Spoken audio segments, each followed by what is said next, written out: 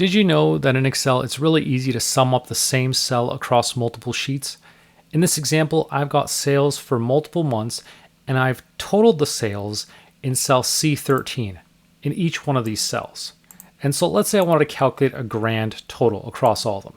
Then what I can do is, let's say below here, I can just use the sum function and reference my starting sheet, so January through to June.